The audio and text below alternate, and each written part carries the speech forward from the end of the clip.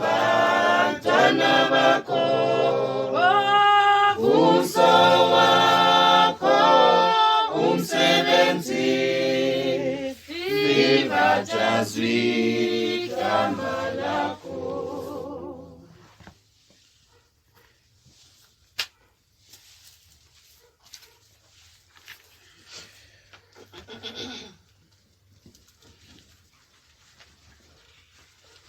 Ekuseni nje bazalwane ngithanda ukunibingelela nonke egameni elihle loMfowethu Jesu Kristu, amen.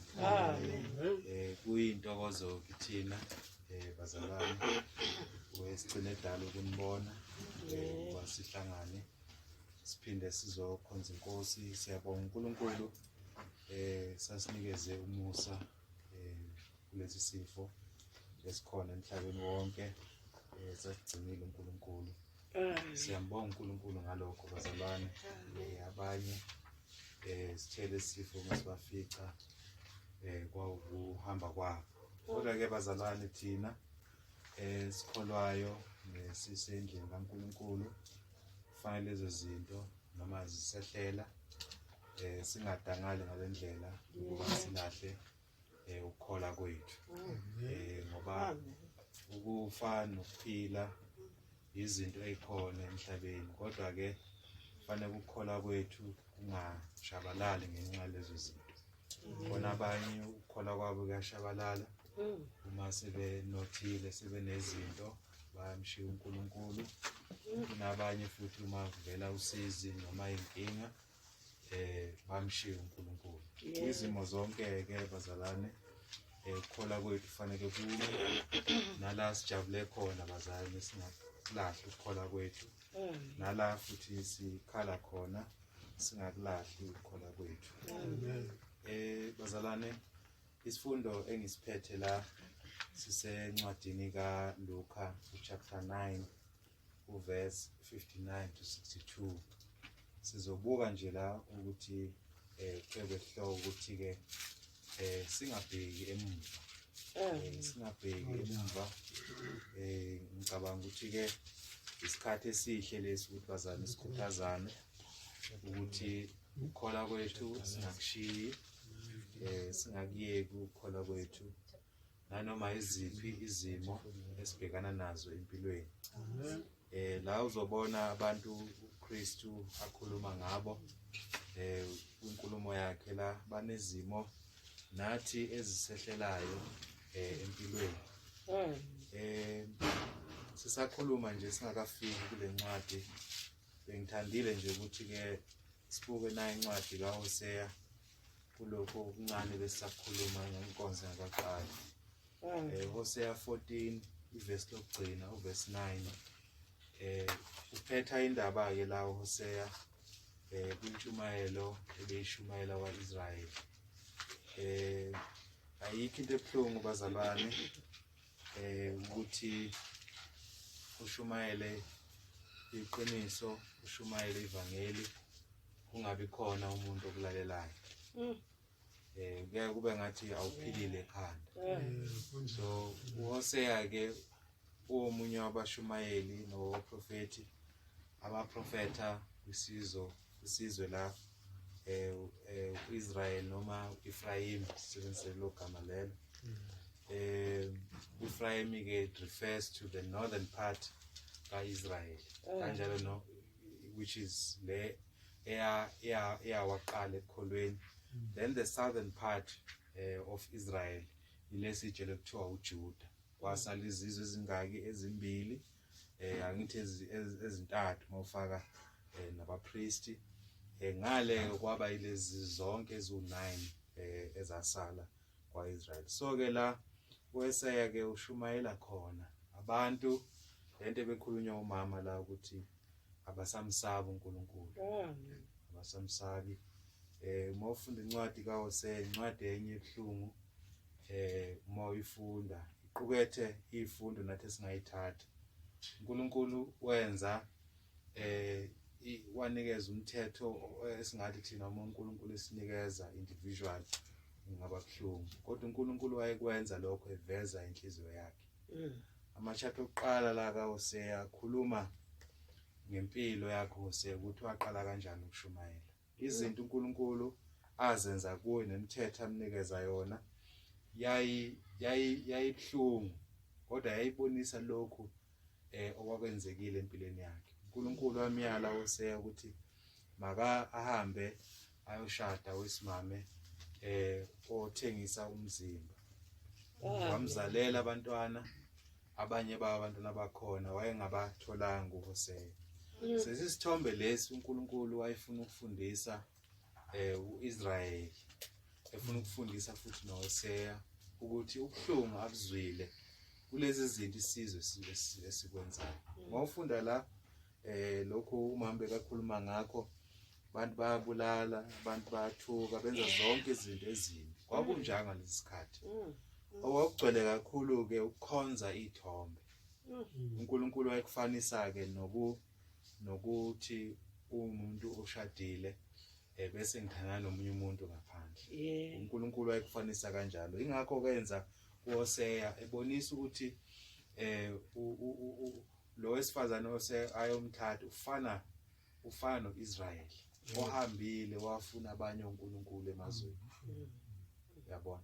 So ke amazwi ke engathandayo la engithanda ukuthi siphume nawo bazalwane noma sizobuka isifundo esongena kuso esithi singabheki ngemuva.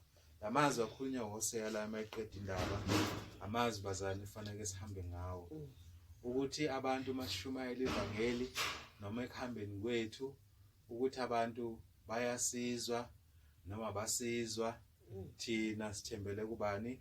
kuNkulunkulu. Uthi ke la uma ikhuluma ke eqeda indaba yakho Hosea la uthi chapter 14 verse 9, ngubani ohlakaniphile aqonde lezi zinto? Ngubani onomqondo azazi na ukuba izindlela zikaJehova zilungile, abalungileyo bakuhamba ngazo, kepha abaphambukayo bayakukhubeka ngazo. So uthi ke la Hosea ubani ohlakaniphile, ubani owazi? Amanye amazwi uthi lo ohlakaniphileyo, lo othi uhlakaniphile, lo othi uyazi makahambe ngamazwi kabani? kaJehova, ngoba alungile. They are right. Yabona? Ngalesikhathi sizweke nathi kumhlaba esiphila kuwo, mawuphila impilo ehamba ngamazwi kaNkulunkulu ubukeke ungaphilile. Kodwa uNkulunkulu la uthi ohlakaniphileyo, owaziyo noma osingathi uyazi, yilo owenza intando kabani? kaNkulunkulu. Yabona?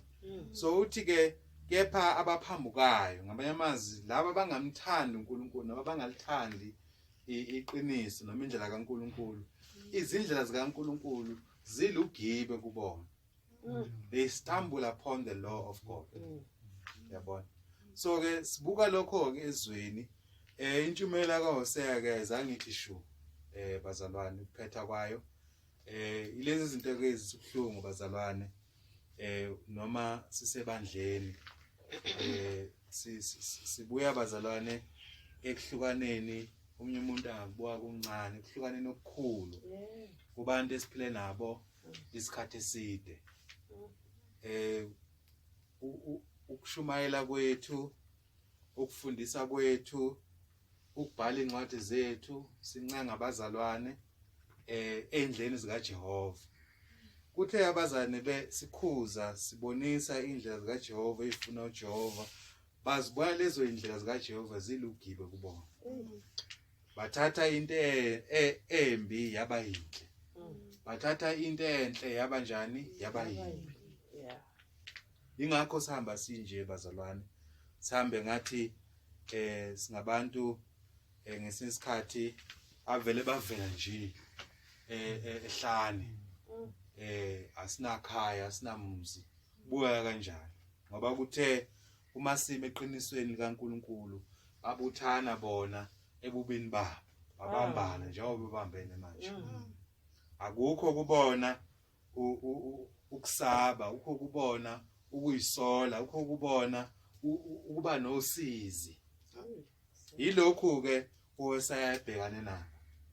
Sathi size siya ngoba ngalesikhathi uEfrayim ngisebenzise lo gama ezinye zezinto uNkulunkulu ayemsola ngazo ukuthi wayebhizi instead esebuyela amaphutha akhe esezibona ukuthi wenze kabi waqhubeka ehamba eya kwezinye izizwe kakhulukazi amaSiria eyocela khona usizo uthi uNkulunkulu niyofela lapho ke ngoba nina nihambile nasuka kimina noma senewabuyela amaphutha enu anzange nibuye kimina nangempela bazalwana ngokomlando abazange babuye kuJehova isizwe esasinda ingcosana yasinda ilabo bangezansi uJuda angikubona baya for 70 years le edingisweni babuya leyo ngcosana ama Assyria ethatha uIsraeli waphela le endleleni bazalwane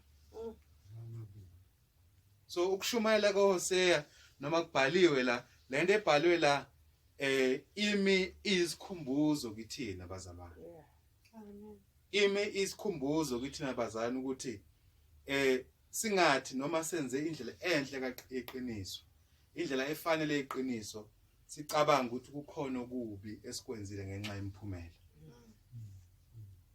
so uHosea bengafayelanga nathi akufayelanga athi ngoba uIsrael akazange aphenduke so kusho ukushumayela kwami nokukhuluma kwami kuyini kuyise nathi bazalwane esikwenzayo ebandleni ukumisa indlela zikaJehova nokuqinisa indlela zikaJehova nokuqikelela ukuthi indlela zikaJehova ziyagcina emzini wakhe senza kahle uma ke silahlwa uma abazalwane bethu beliflathela iqiniso bema emangeni akusithini esinephutha akusithini esenze kabi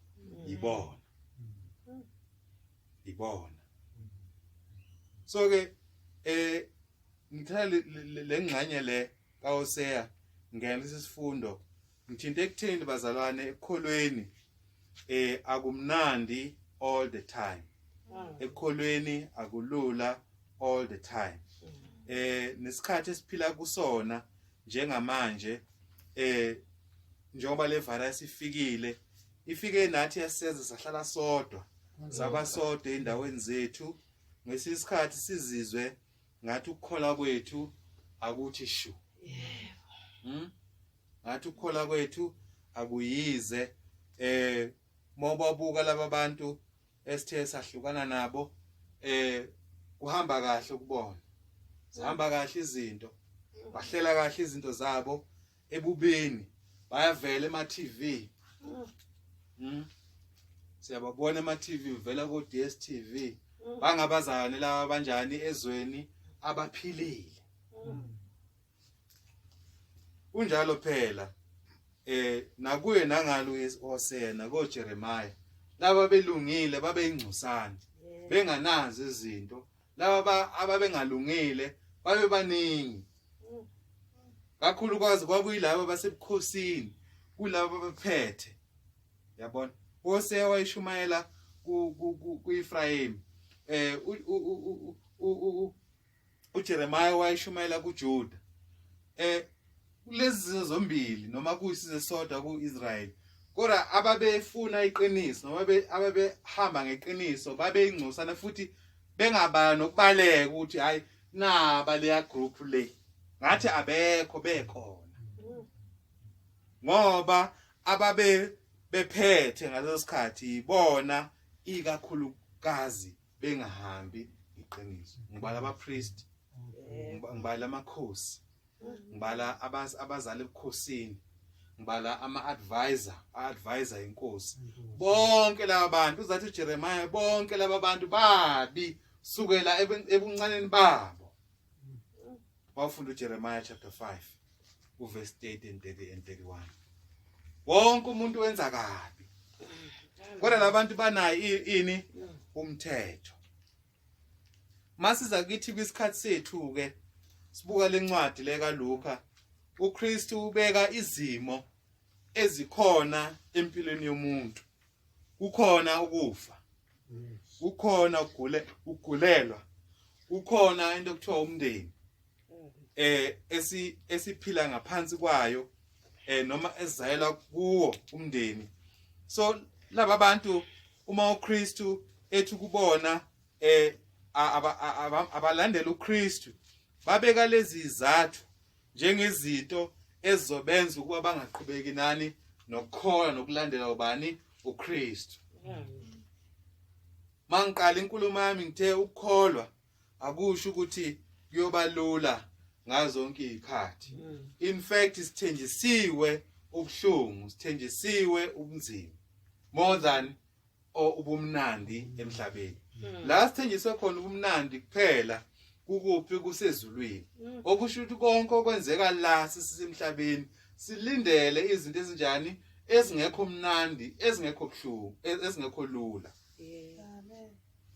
Ake sifundeni ke bazalwane u59 siye la ku 62. Luka chapter 9 zofunda la uverse 59 ukuya ku62. Sithi ke bazalwane noma siyinsali ehamba eqinisweni masingabuyeli kuphi emva. Masingathi hey naba bavela ku DStv baneyindodla zeimali ukuba bavele beyibandla likaKristu, bewumfanekiso sengathi ibandla likaKristu, noma ize libuka licabanga ukuthi ibandla likaKristu linje kanti alinjalo ibandla likaKristu. Ibandla likaKristu ligcwele abantu abasindisiweyo kuphi ezonweni zabo. Ngamanye amazwi ibandla abantu abathi mabebuka into embi noma into eyisono siyisitha sabo. Hayi ngabangani baso isono. Bazane bethu babona kukuhle ukuba bahlale nesono. Ba invent izinto eziningi esingazazi namanje sibuyaphi. Ukuze bahlale kuphi ebubini lo abakubo. Mawubuka labantu laba abashumayela abangikhuluma ngalo ku Testament. Kuyafana nezimo esibhekana nazo bazalwane manje. Abazane beni nikhule nabo lapho, abazane beni abawazi umthetho laba abawuthola futhi njengoba nawuthola nanomthetho mhlani ngene emanzini. Sikhuluma ngathi ke isikhathi samanje. Ngale ku Testament bawuthola umthetho. Kodwa endleleni ngokuthanda izinto zabo, ngokuthanda izinto ezifiswa inhliziyo zabo bamshiya uNkulunkulu. Bathe belapha bemshila uNkulunkulu maye bakhuza ukuthi kubi lokho bathi ukhuluma iphutha lokho okushoyo angeke senjani sakulalela. Uyahlukumeza ngale nkulumo yakhe. Bazalwane ibandla by definition singakubali ukuthi lokhu leli gama lesiGreek lokuthi a group of people. Ngokwencazelo masikhuluma ngebandla likaKristu sikhuluma ngabantu abangcwele. End of the story. Asikhulumi ngabantu abangathekisa ukuthi basindisiwe. Sikhuluma ngabantu abasindisiweyo ezonweni zabo. Uma labantu abathi basindisiwe ezonweni zabo sebethi kufanele isono sihlale la. Kuseyibandla likaKristu na? Emhlabeni nasezweni lonke laba bantu bathwele igama bayibandla likaKristu. Kule minyaka ewu6 esibuya kuyo bazama ngayo yonke indlela ukucisha okwenzekile eminyakeni esibuya kuyona. Bayazama ukusithinta ngabanye uma usubuza ukuthi lesasimo lesa esashiyana kuso bathi kuso leso simo hey ukhuluma ngani wena? Bangabantu abangazi abangaboni ukuthi amaphutha abo akuphi. Bahamba nje bangabantu abangaliboni iphutha la abalenze khona. Njengo Israeli uNkulunkulu uma izinto mayizenza bese ahamba kamnandi uyabatshela ukuthi ngesikhathi esizayo. Ngesikhathi hayi manje abantu bajabulile uma bakhuza uNkulunkulu ngesikhathi esizayo. Ngizonenza lokhu nalokhu. Inkosi weZekiya kulezi ikhathi ngale kuJuda uma uIsaya ezomtshela lezi zinto ukuthi ngenxa ukuthi wena Nkosi wena Nkosi uvumela abantu bezizwe la uvumele the princesses of Babylon bazobona ingcebo kaIsrael, bazobona zonke izinto ubaba wakho uyise wakho uDavid ayisebenzela, wazobabonisa lezi zinto njengoba ubabonisile ke laba bantu. Indlela bayoza ngayo bazothatha yonke ingcebo lo onayo nezingane zakho nabantwana bakho uzasho uyisa even nezulane zakho ebukhosini ziyoba ama Enochs le ebukhosini. Sikhuluma ngento ebizoza 300 years to come. Uthi isa kuyoba kanjani ngempela kwenzeka kanjani. Nakhuphula uDaniel bayiswa lebukhosini. Phela bazale ebukhosini uDaniel. Baba ngama Enochs. Basebenzela kuphi ebukhosini. Ithi lenkosi mayikhuluma lapha uyisaya ekhuluma nayo ukuthi kuzokwenzeka kanjalo. Yathi yona hayi no problem. No nkinga. Ngoba mina ngoba ezinjani sengifile sengekho. Kuyokwenzeka lokho sebe le osibanibani abazozala. Sibona umusa kaNkulunkulu. uNkulunkulu kusemnandi abantu besatanasa benakho konke. uNkulunkulu yabawona. Ukuthi ngesikhathi esizayo kuzokwenzeka into enjani embi kinini ngoba anenzi kahle. Bathi abantu hawu Mose sinakho Mose. Sinazi izinto sithi ma sinyathela kwenzeke. So bakhulumani labo Jeremiah. Bakhululani labazana abazothi uma thina siqhubeke isonini solahla nakho thina siyazenza izinto zethu zinjani zenzeke. Awubabuke labantu bebenzani. Baphi lababuzana baphi. Bacabanga ukushabalala kwethu nokushabalala komprofeti uma ekhuluma iqiniso uyoshabela isiqiniso alikhulumile. Sinabantu abanjalo phela bathi hey lo muntu uphethe inkinga zethu masimshuphule. Venza umshuphula lo muntu loyo. Anyama kodwa lokhu okungasikho okulungile ningacabanga ukuthi kuyofihleka forever. So siphila lesikhathi bazalwane la ukukhola kwethu kuvuvinywa ukuthi thina silandela uKristu noma silandela abantu nezinto zabo.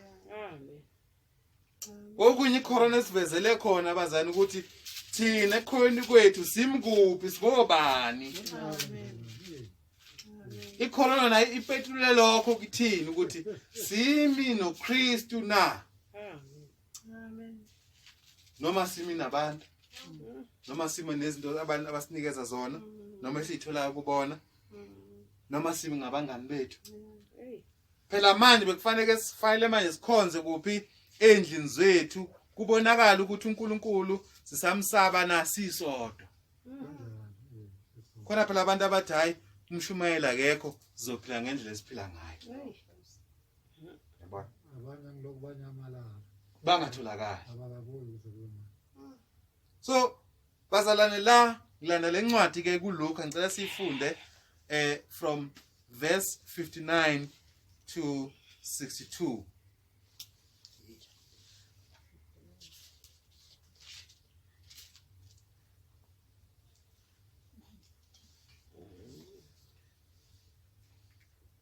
Mhlambe siqale ku57 siyithola kahle le ndaba. Kwathi behamba endleleni umuntu othile wathi kuye ngiza kukulandela noma uya ngaphi. uJesu wayesethi kuye izimpungushe zinemigodi nezinyoni zezulu zinezidleke kepha indodana yomuntu kayinandawo lapho ingacamelisa khona ikhanda. Wayesethi komunye ngilandele. Wathi yena ngivumele ngiye kuqala uyokumbela ubaba. Kepha wathi kuyo yeka abafileyo bambele abafileyo babo kodwa hamba wena ushumayela umbuso kaNkulunkulu. Nomunye ke wathi ngiza kukulandela Nkosi kepha ngivumele ngiye kuqala ukuyovayelisa kwabasekhaya. Kodwa uJesu wathi kuye akakho othi esebeke isandla sakhe egejeni abuke emva ofanele umbuso kaNkulunkulu. Baningi abantu abamfuna uKristu. Baningi abantu abathi uKristu bayamthanda. Kodwa bayingcosana abaprepared ukuhamba naye noma kukuphi kusebunzimeni. Amen. So ke ukulandela uKristu, ukuhamba noKristu is not always a bed of roses or walk in the park. In fact, isithenjiswe ini ameva. Sithenjiswe ukuthi indlela enjani incinyane. Mawufunda incwadi kaMathewu 7. So indlela ehamba noKristu eya kuNkulunkulu, eya kuBaba ezulwini injani inameva. So umKristu ke kumele alindele ukuthi ahambe noKristu kwizimo zonke. Noma kuyehlela noma kuyenyukela. Abantu ababheke emuva abaqali nje babheke emuva ngenyawo zabo bazalwane. Yonke iqala kuphi? Enhlizweni. Yonke iqala kuphi? Engqondweni. No-Israyeli uma esemhlubuko kaNkulunkulu besuka eEgypt beya kuphi? Ezweni lesithembiso, banikeziwe promised land, but enhlizweni zabo base bemhlubukile ubani? uNkulunkulu. Kwase kulandela ini? Izenzo. Ngesifunda incwadi yezenzo 7 verse 39. Bazalwane, sibheka emumva ngani? Ngenhliziyo zethu kuqala. Sibheke emumva ngani? Ngenhliziyo zethu kuqala ezishoyo ukuthi yabona manje ke uNkulunkulu sifike la mina nawe sehlukana khona ngoba mina lokho ngitshela khona hayi qala hayi angisangeni. Bese kulandela ini? Inhliziyo ebonisa isinqumo sani senhliziyo. Ingakho umbhali uSolomoni uma ekhuluma lapha na kwincwadi yeZakha 4 ethi khona lapho inhliziyo inake ngoba kuye inhliziyo kuvela zonke izimo zani zempilo. So uma umuntu inhliziyo yakhe engayifidi engayinikeza okufanele umoya eyifayile impilo yakhe iyodla la angafayilanga idle khona noma ingene khona ini inhliziyo. Uma usathenifika kuJesu ethi lapha kuMathewu 4 ethi kuJesu uyindodana kaNkulunkulu nawa amatshe lamatshe la ngawashintsha wena wenze ini isinkwa. Jesu umphendula ngencwadi kaDuteronomy noma uthi awazi na ukuthi inkosi ishilo ukuthi angeke saphila ngani ngesinkwa. Kodwa nangani futhi nangamazwi abuya kubani? kuNkulunkulu. Ngamanye amazwi isinkwa somphefumulo, isinkwa senhliziyo yini? Amazwi kaJehova. So uma umuntu ke edla izwi kaNkulunkulu ehamba endleleni kaNkulunkulu, inhliziyo yakhe ivikelekile ukuba noma ehamba noJehova angacabanga umshiya ubani? uJehova. Ake sifunde la Zenzo 7 verse 39.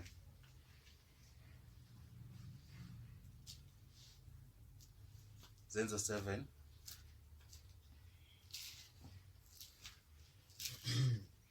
Usayithola ngayifunda basami.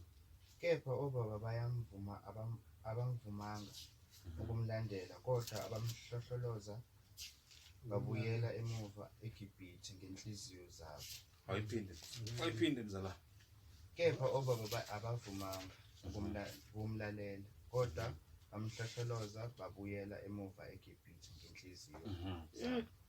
Intshumayelo la kaStefan before ezofa la etshela uIsrayeli ukuthi uNkulunkulu usekhuluma ngabani? ngoKristu. uKristu kufanele njani simlalele? Nini enenjani enimbethelile? Usethatha ke indaba yangalo Old Testament ucompare ubukhuni beenhliziyo zabo la amaJuda nangale ngesikhathi bekuphi behamba ehlane beya kuphi endizweni lesithembiso uthi ke benze njani obaba bethu bamhlohloloza ngamanye amazwi they were murmuring complaining behamba nje bethi siya kuphi siye eGibhithe ngenhliziyo zabo kodwa inyawo zabo zithi siya kuphi siye eKhanani kodwa inhliziyo ikuphi ngeGibhithe. So ilokho nathi bazane fanele siqaphele singabazalwane ukuthi nanoma sithi siyahamba sonke siyezulu kukhona phakathi kwethu abazothi kungcono kuphi le esonweni. So ke bazalwane la siyakhunjuza ukuba singabheki emuva. Inkulumo la ka Stefani iyafana inkulumo oyifunda ngale kuncwadi yabaseKorinte chapter 10. Uma uPaula ekhuthaza abazane baseKorinte uthi singafani ngalabazane bethu bangale ehlane ningafani njengabo abenza inhliziyo zabo zabalukhuni baza benza izinto ezingafanele bemhlubukile ubani uNkulunkulu.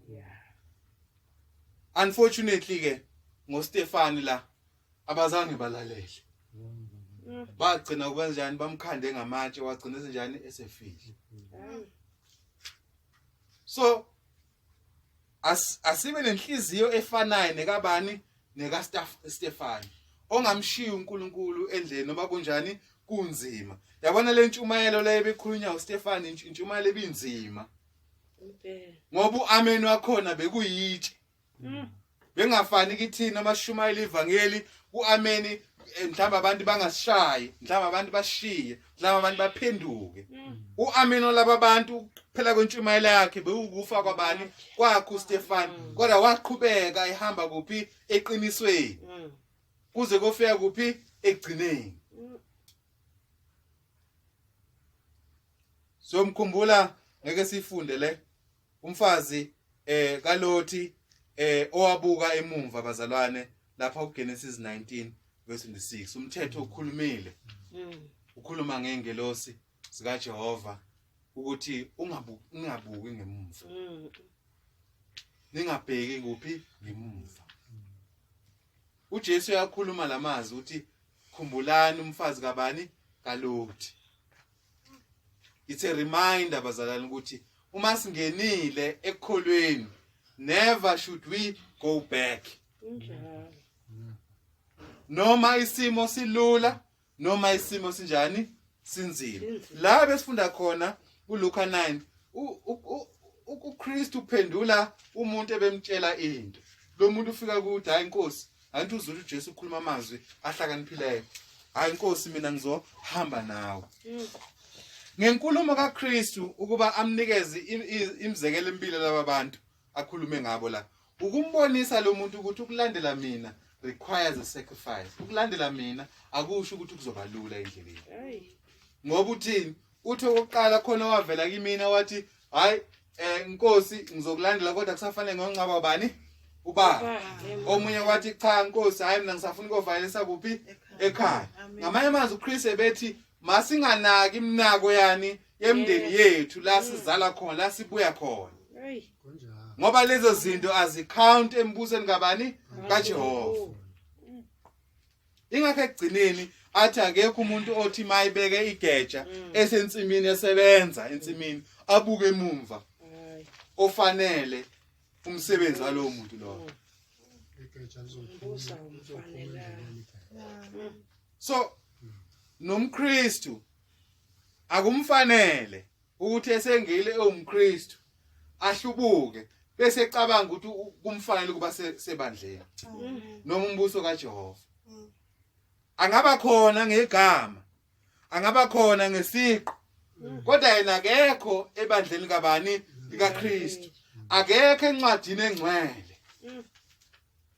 Angavela ku DStv kubhaye lapha ukuthi isabelo mdlalose Church of Christ kodwa akasekho kuphi ebandleni. Angavela azevele eAmerica akhuluma ukuthi uyibandla likaKristu kodwa uma esebheke emumva uma esebona isono singcono abanye kungcono isithathe sofaka la ensimini kaJehova kulibandla akawufanele umbuso wani kaNkulunkulu. uLothi wabheka emuva walahlekelwa yini ukuphila kwakhe. Nomkristu mayibheka emuva ulahlekelwa yini ukuphila kwakhe. Ilokhu umbhalo wamaHebheru akushoyo la ngicela siyithinte lencwadi. Chapter 10 siqale la ku verse 30 siya ku 35. Bhala amaHebheru ngithinta labazane izimo ezingekho mnandi. La siyakhona khona izimo esinjani esingekho mnandi. Labazane bathema beqala ekukholweni abazane bamama bangamaHebheru baqala ngenkulu intshukumalo nokuyimisela ekukholweni. Sinabo abazane abanjalo. Bathi mabeqala ebandleni hayi lo muntu uhamba ngesiphithi sikaSonic uyasebenza lo muntu enkonzweni ukhona lo muntu zonke izinto ebandleni ukhona uqala izinkonzo lo muntu uyashumayela. Angithi kusesekuhle. Sesemnandi. Usakujabulela ukuba sebandleni yebo bazafanele ukujabulele lokho. Kodwa kuthe isikhathi masiya uma kufika lento kuthiwa yini ubunzima waqala nokukhola kwakhe kwa reverse.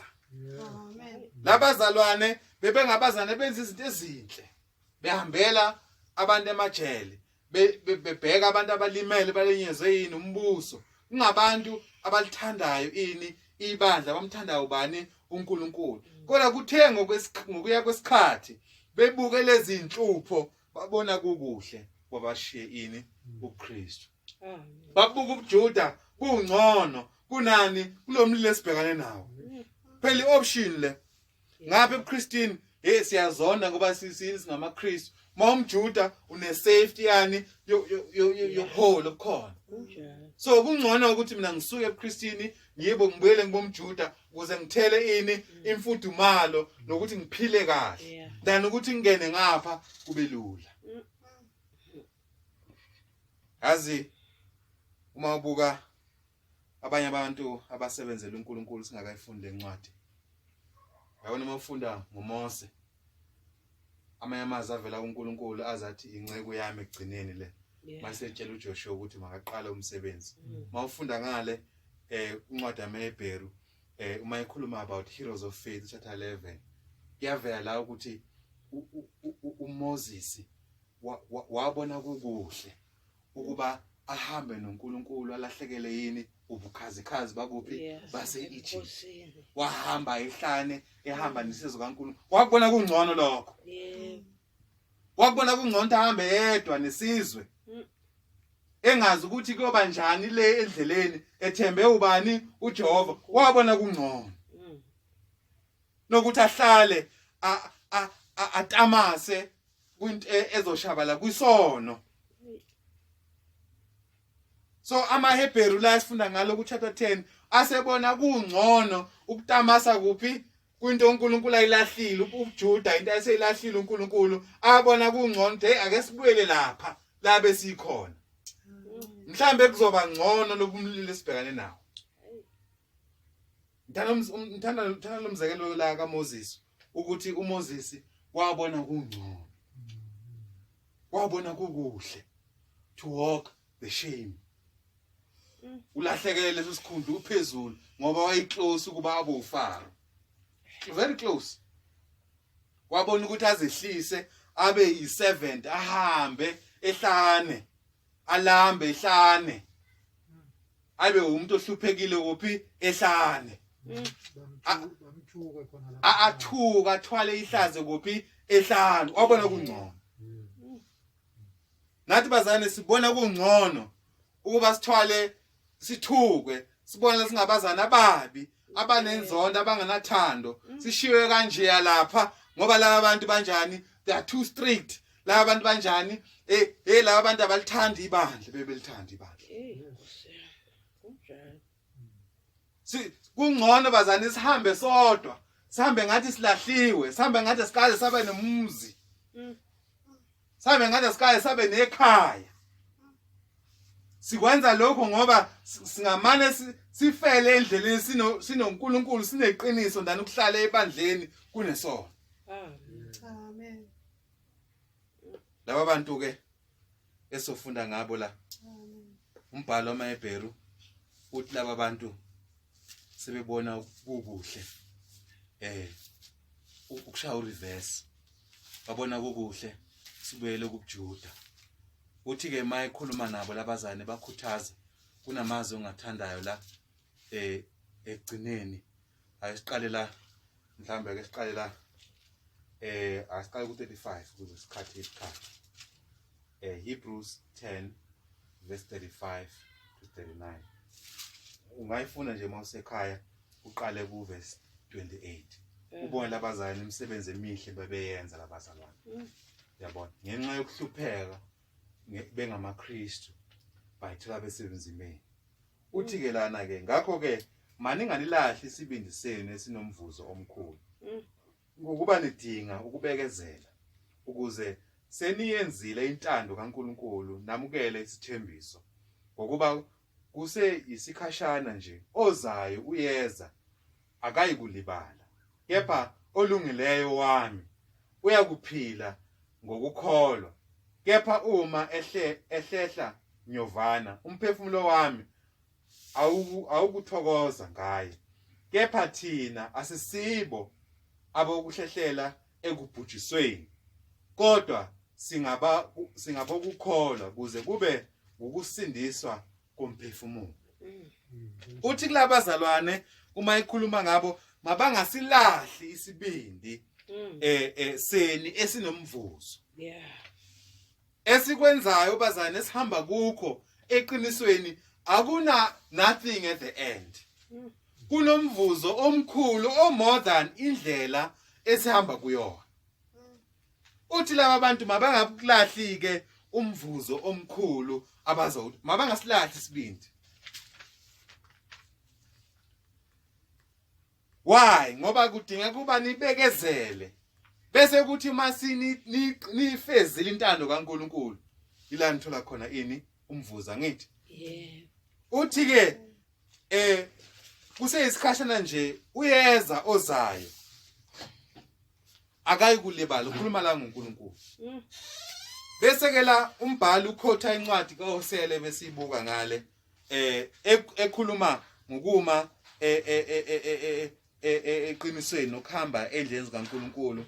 Uthi la kepha olungileyo wami uyakuphila ngokukholwa. So umuntu kaNkulunkulu uzohamba ngani ngokukholwa. Ukukholwa yini ukuthemba akusizinto eziphatheka manje. Izinto ezizayo ezithenjisiweyo ezingabonwayo. Ukuhamba ngamazwi kaNkulunkulu agcwele ithembiso. So mayithi umuntu uzohamba ngokukholwa ukusho ukuthi uzohamba ngezwi likaJehova. Bese ethi ke uNkulunkulu kepha ohlehla nyovana orivesayo obuka emuva uthi uNkulunkulu umphefumulo wami awukuthokoza ngaye. Hey ubusukuye insimi ukhishwe yini ensimini hayi bese ngikhathele bese ngikhumbule ngaphandle kwensimi ngathi bekungcono ngale kwensimi. Hawu yazi phela kube uyewahlala ensimini yazi umphathi wale ndawo bese ukunikeza lonke lelizwe. So ulahlekelwe into enkulu ngante njani ngento encane. Uthi kombhali manje eqeda le ndaba yakhe kepha thina sisibo abokuhlehlela ekubhujisweni. Ngamanye amazwi ohlehlela emumva akayi ensindisweni ayakayi ekusindisweni uya ekulahlweni bazalwane. So bazalwane sibekele ukuba siqhubeke endleleni ilula ingelula. Siyakhuthaza bazalwane ukuba ebuKhristini bethu sime kuze kube nini egcineni sihlale uKristu Jesu kuze kube kuphi segcineni. Noma uhamba wedwa noma sihamba sibaningi but sizohamba nobani noKristu. Uthi umbhayela kepha thina asisibo abokuhlehlela ekubhujisweni kodwa singabe ukukholwa kuze kube ngokusindiswa komphefumulo. Umuntu okuthiwa uyakholwa yilo ohamba ngamazwi kaNkulunkulu, hayi ohamba ngokuthandwa kwabantu nokujabuliswa abantu, kodwa awumuntu ohamba ngamazwi kabani kaNkulunkulu. Umuntu obuka emumva bazana sengisike lijikayo yilabo abathanda izwe nobukhazikhazi balo. Mawufunda incwadi yokuJohn oqala chapter 2 verse 15 to 17 no Luka 8 verse 14. Yilabo abantu abahamba ngemnako yani yes. Bazalwane sengiphetha ke kulesi simo bazane. Ngiyangithanda umbhalo wamaHebheru masibuka kule ndaba chapter 12 verse 1 and 2. Sinabazane bethu bathi sona sihlale ebandleni. Umbhalo wamaHebheru uthi sisiyeke. Sibheke kubani? kuJesu. Sibheke kuJesu. 12 verse 1 and 2. Then encwadini yesifunde ukugcina amaHubo 18 verse 2. Sengiphetha ke bazalwane ukuthi bazane singabuki emuva. Singabheki emuva. Inkulu inzuzo yokuba sebandleni. Kunjalo. Yebo kulezi inyanga ufikile ukuthi ube lonely. Ufikile ukuthi hayi ninodwa. Ufikile ukuthi hayi anina resources. Anina-lutho. Yabona? Ufike lokho ukuthi hayi engathi sikwenzayo kubi. Engathi sikwenzayo kulungile. Kanti kulungile. Yeah. Yabo, kulungile. Sikwenza ngezwi. Hebrews chapter 12 verse 1 and 2. Ithi ke ngakho ke nathi ngalokho ke okay. Ngifunda kahle. Ngalokho ke nathi okay, ngalokho ke nathi lokhu sinefu elingaka lo ufakazi elisaqileyo. Masilahle konke okusisindayo nesono esithandela kangaka kithi. Sigijime ngokubekezela kulokhu kuncintisana esikumisilweyo. Sibhekile kuJesu umqali nomphelisi wokukholwa kwethu, owathi esikhundleni sentokozo ayibekeleyo wathwala isiphambano engalinaki ihlazo, wahlala ngakwasokunene sesihlalo sobukhosi sikaNkulunkulu. Ngazibazana leli vesi konomzana usowashona ngifika la ebandleni eGauteng, ngifike eFosters walithanda kahle leli vesi. Ukuthi leli bandla engikhuluma ngalo leli vesi akuseseni ukuthi semqondweni nabo. Lihle leli vesi ngalokho ke njengoba sesi nawo ufakazi abangaka. Labo ufakazi ukhuluma ngabo ku chapter 11 labantu abahambe ngokukholwa. Uthi laba abantu abazange bamshiya uNkulunkulu ebunzimeni. Angitsho 10 yabatshela yabakhuthaza ukuthi ningamshiya uNkulunkulu noma kunjani. Ningabheke emumva noma kunjani. Ngoba manibheke emumva niza kulahla. Uchapter 11 ubanikeza bonke abantu abaphilile ebunzimeni babo bahamba noNkulunkulu bazi. Mawufuna uchapter 11 bazi ukuthi ikhaya labo uNkulunkulu bakhele umuzi ngale kwethuna. Abazange bebukele ngapha kwethuna. Babuke iso labo belingale. Bazi ukuthi noma silahlekelwa noma singenatholi lutho la emhlabeni siyazi uNkulunkulu ngalo senzele ini ikhaya. Kunjalo. Usethi ku chapter 12 ke njengoba sinabo ufakazi abangaka. Inhloso yelombhalo ukufika kule ndaba.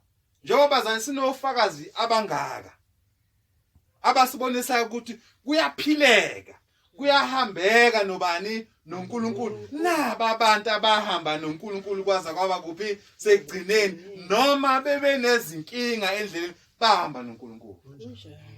Uthi ke manje sesina that proof, that evidence ukuthi kuyakhoneka ukuhamba noNkulunkulu. Amen. Kuyahlaleka noNkulunkulu.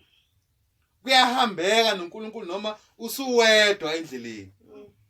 Kuthiwa Abraham phuma nomfazi wakho nihambe nendaweni yesithembiso. Awuyazi nokuyazi leyo ndawo. Kunjani? Moses thatha laba abantu ubase kuphi ezweni nani lesithembiso. Kimi njengoba ikhulumile lenkulumo ilula.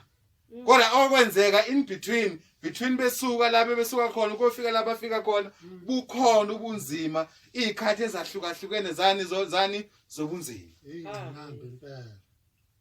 uAbraham into abhekana nazo endleleni lenkinga abhekana nazo noma engafikanga kezweni lesithembiso noma kungenzakalanga lokho bamthembise khona kodwa ngokukholwa usho kanjalo chapter 10:11 ngokholwa wayibuka lento izokwenzeka le njengoba uNkulunkulu enjani eshilo. Amen. Uthi ke manje sinalabo ubufakazi seyisele ngakithi ke uthini uthi masikhulule masikhumule yabona umuntu njengami ngqoka amajazi sengashise mangikhumule ini isono kuze ngizokwazi ukungena kuyini kule race eyisa kuphi ekuphileni ongunaphaka mangiyeke kubi in other words. Isono siyasinda. Siyathandeka. So senza ukuthi umuntu ke angafiki ezweni lani lesithembiso. Sinabazane bethu abathi hey bazalwane izinto azihenglishwa kanje bazalwane. Siyahlala nesono uNkulunkulu ekugcineni ozothi mase sifika bese ethi hayi ke wena sabelo hlala wena sabelo wena sifani bani ngena. Hey, cha unzima. Baphendule umuzi wenkosi bawenza umuzi wabo. Bahamba ngendlela abafuna ngayo bona. Yabona? Uthi ke umbhalo ke masikhumule, masiyeke, masisuse isono esenza ukuthi ukugijima kwethu kungenze singancintisani, singakwazi to win the race. Amen. Uthi senze kanjalo kumbhali la, uthi sibhekile. Njengoba sesikhiphile isono, sibhekile kuKristu. Amehlo ethu abheke kuphi esiphambanweni. Khumbula kahle lo mzane eshumayela intshumayelo yakhe ngifika ebandleni 2001 unyaka wami oqala kulela bandle. Kwathi sibhekile kuKristu esiphambanweni. 5 minutes umzala. Sibhekile kuKristu esiphambanweni okuwumqalisi nomphelisi wani wokholwa kwethu. Yebo. Ithe indaba ethi yaqala ngokukholwa, iqale ngoKristu. Kuhleke futhi ukuthi mayiphela, iphele ngobani? ngoKristu. Sonke bazalwane sezwa ukuthi uKristu wasifela. Sonke bazalwane sezwa ukuthi uma sikholwa kuKristu uthi wasifela, ukuthi uhambela wafa wahambela wavuka ngosuku lesithathu uma sikholwa lokho sibhabhadizwa. Sonke saye emanzini ngokukholwa lokho sasikholwe uKristu hayi umshumayeli hayi izinto zabazalwane hayi isakhiwo hayi ini nani esinayo hayi relationship esinayo ebandleni sasibone ubani uKristu. Amen. Uthi ke lo mbhali sibhekile kuKristu Jesu. Amen. Amazi bazane kumele sihambe ngawo. Konke sinakho konke siyikho masikubeke ezandleni zikabani zikaKristu. Uthi ke umqalisi nomphelisi wokukholwa kwethu owathi esikhundleni sibuka umzekelo omuhle kuKristu esikhundleni na ukuthi ahlale kahle wa decide ukuthi esenjani ehle emhlabeni azohlupheka ngenxa yobani ye lo thando ke fanele lusikhuthaze usenze sihlale noNkulunkulu sihlale noKristu. Yabo noma kunjani noma kulula noma sihlale nobani noKristu. Sithi la uKristu ethi siye khona noma baningi noma bancane akunankinga. Amen. Kulezi insuku babambene bazalwane ekubini. Babambene. Yabona nje ayikho into errong abayenzile noma bayenza ayikho. Kuhle. kodwa izwi kaNkuluNkulu liyabonisa okungekho kuhle. Hey. Bazane umamzane simphointa izinto sithi alungise la kusuka ukuthi siyamzonda. Kunjalo. Bazane izinto asebezenza nabesebeyizo sebebuthuntu kuphi esonweni ngoba abasamsaba ubani uKristu. Abasamsaba uNkulunkulu. Ncwadi yami yokugcina ngicina ngayo amaHubo chapter 18 verse 2. Ngithanda bazane inhliziyo uDavid ayinayo sibe nayo. Lamazwi awabhala David amazwi nakufanele mhlambe njoba ngithi icorona mhlambe isenza sizibuke thina sazi ukuthi kahlehle ubani simthembile. Yes. Yabo. Amen. Isimo la uDavid ayibhekane naso wayihlushwe uSolomon uSaul sorry inkosi ngasesikhathi enza into eziright. Ubhala amaHubo ke usemgedeni ubalekile ucashile bani ucashele inkosi la uSaul mayibhala leli hubo ufika kuyena nakithi akufike bazana ukuthi ubani ophethe impilo zethu ubani kufanele sibalekele kuyena ubani osinika konke. Amen. uDavid emayilapha emgedeni ebhala amaHubo urealize lokho ukuthi ubani umsindisi wakhe ubani idola lakhe. Nathi bazane asithembe ukuthi icorona isifundise lokho ukuthi sithembele bani Kunjalo. singathembeli abantu. Amen. Umuntu uyashintsha Amen. yabo sithembele kuKristu sibeke impilo zakhe kubani kuyena. Oyiphethe kumzana ngayifunda amaHubo angisengivalile la 18 verse 2. Jehova uyidola lami, inqaba yami, umkhululo wami, uNkulunkulu wami uyidola lami, engiphephela kulo nesihlangu sami, nophondo lokusindiswa kwami, inqaba yami ephakemela. uNkulunkulu wethu simkhonzayo uyilokho konke uDavid ebekhuluma. He is the protector, he is the rock. Yabona athi uma umuntu akhe uJesu uthi maye ekhaya emazweni ami uyofanisa nomuntu owahamba efuna ukwakha indlu yakhe wafuna ini idwala wakhaphe kwalo kwafika ini ivunguvungu ayizange zikuyise lo muzi kodwa kwaba khona indoda eyisula eyathi mayakha kuphi emhlabathini. Umhlabathi ubeka ini ukuhlakanipha kwabantu izinto zabantu. Idwala leli limele bani uKristu. Uma umuntu efuna ukwakha umuzi wakhe ube muhle noma impilo yakhe ibe yinhle. Ingakho Hose athi umthetho kaNkuluNkulu mihle. They are right.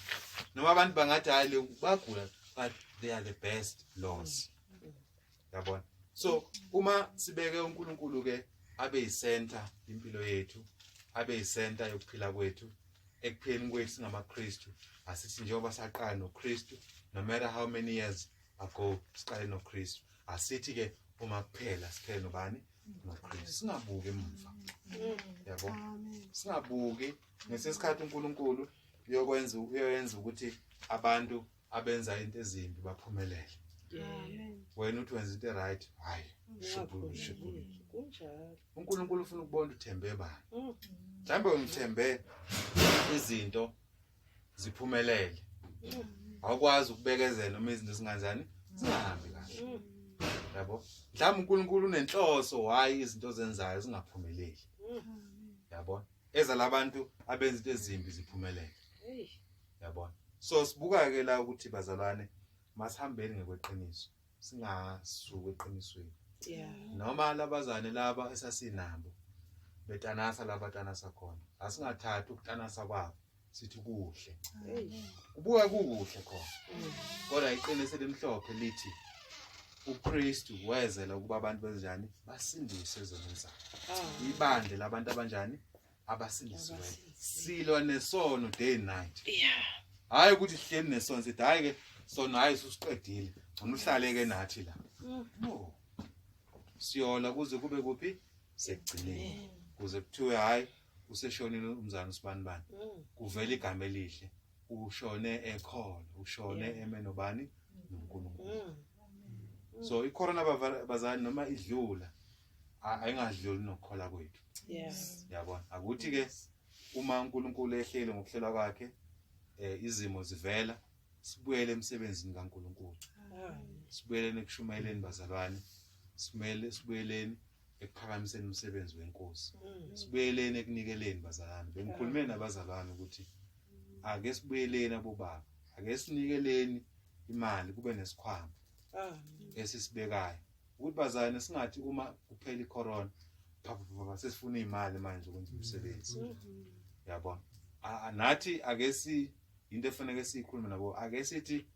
uma icorona isuka siphekwa liphi icebo ngoba nathi sinikezwe bazalwane sishumayela yabo ivangeli asingathi ngoba ke icorona ke sibambile sihlaleke nezandla zethu yabo asenza ama plans yabona ngoba uPaul uzathi ngendaba yethu bazalwane ukuthi kusizana ukuthi mina ngihambe indawo ngitshela abantu baphendule bese mina lahlekelwa ukuphila kwami nathi bazalwane senza izinqumo ezinhle kuminyaka edlule asingathi ke sesizenzele izinqumo ezinhle endleleni nathi bese siyaphelela endleleni yabo nathi asisukumeni ake nathi singomama sibukeni ukuthi yini esingayenza yabona singahlali nje sithi hayi silinde icorona iphele yabona ake abomama esinabo obaba esinabo